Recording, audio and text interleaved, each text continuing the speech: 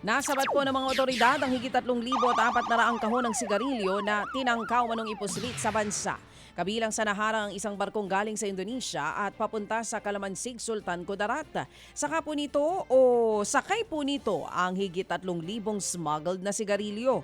Ilang oras bago niya, nasabat din ng mga otoridad ang higit 400 kahon ng sigarilyo sa mas maliit na bangka sa Sibago Island sa Basilan. Papunta sana ang bangka sa bayan sa Basilan at Zamboanga City.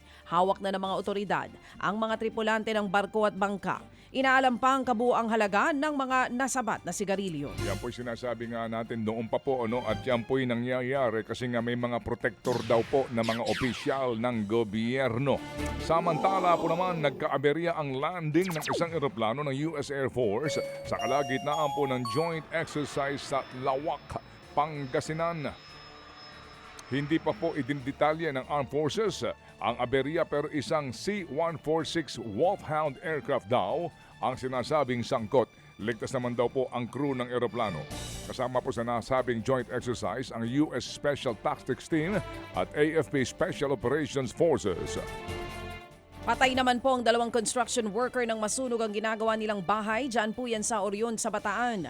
Tumagal ng higit 1 oras ang sunog bago napula ito. Doon lang nakita ang mga sunog na bangkay ni alias Joel at alias Claro. Ayon po sa investigasyon, nag-inuman ng 2 kasama ang isa pang trabahador na si alias Arwin. Sinabihan daw ni Joel si Arwin na bilisan ang pagtatrabaho, bagay na ikinasama naman ang loob ni Arwin. Nang matapos ang inuman at makatulog daw ang mga biktima, binuhusan daw ni Arwin ng gasolina ang bahay bago nga ito sinilaban. Patuloy ang investigasyon sa insidente. O eto, baby girl, nahulog sa kanal. Ang sasakyan ng mga tumatakas na shoplifter sa General Santos City. At ayon sa investigasyon, galing po ang mga suspect sa isang convenience store. Nahuli umano ng CQ ang driver na nagnanakaw ng ilang grocery items. Bigla ho namang sumibat ang driver kasama ang 2 pang kasabwat. Sa pagmamadali daw po ay nawala ng kontrol ang driver hanggang sa mahulog sa kanal. Nakatakas po ang driver at isa pang kasabwat pero naaresto po ang 20 anyos nilang kasamahan. Pansamantala pong pinakawalan ang naarestong suspect dahil hindi naghain ng reklamo ang manager ng convenience store. Pinagbayad na lang po niya ang suspect sa mga natangay na paninda. Inimbestigahan pa ang pagkakakilanlan ng mga tumakas. Nahulog Sigurado ko mauuna ito mahuhuli kasi Saldi ko. Sure na. Ito.